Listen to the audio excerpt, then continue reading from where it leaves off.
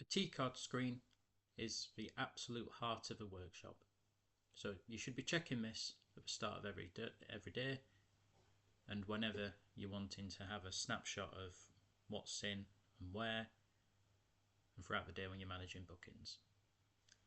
So there's a lot of cool tricks on here as well, but first we'll run through what it actually shows by standard. So each status is sorted into columns, so that'll be from appointment through to invoiced. Once the job's invoiced, it'll drop off that column and show us a release status. It won't actually show on the T-card screen, it'll completely drop off because that's the job coming to its final completion.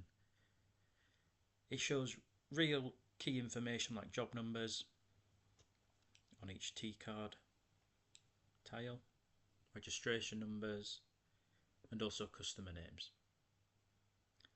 So clicking the tiles will bring up the job, like so. From there you can dip into the job, like review the history, service history and whatnot, do anything that you need to do on that job.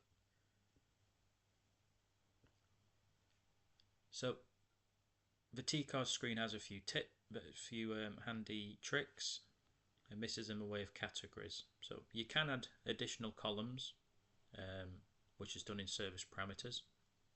You'll need access to that in order to do so, and that'll be covered in another video. But we have something called categories. Now, what categories allow you to do is separate jobs into specific color codes and very little bit like custom statuses.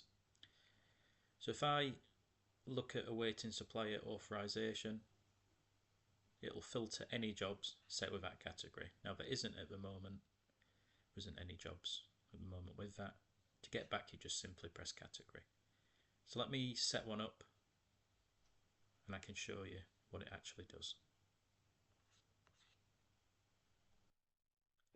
So when you're in the job, change the work type to that individual category, like so, and press close. I'm just going to refresh the screen and you'll notice that the colour changes. Now if I filter by that category, it'll just show that one job that has that category set against it. You can use it for a lot of different things. You can use it if you want to identify vehicles that are out at a body shop, customers going to be late, that sort of thing. Get anything that you can imagine you can use it for. It's really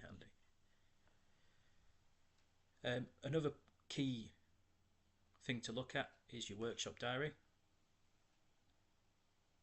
So this will give you an idea of how many available hours you've got. You can also single click a day and it'll give you a breakdown of all the jobs that are in on that day.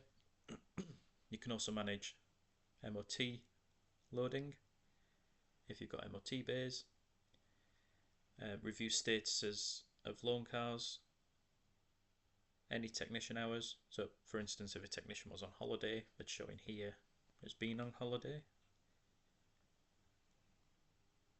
And then skills loading. So that's, again, if you've got technicians that only deal with MOTs, you can set that technician so that hours are separated, and it'll show how many hours are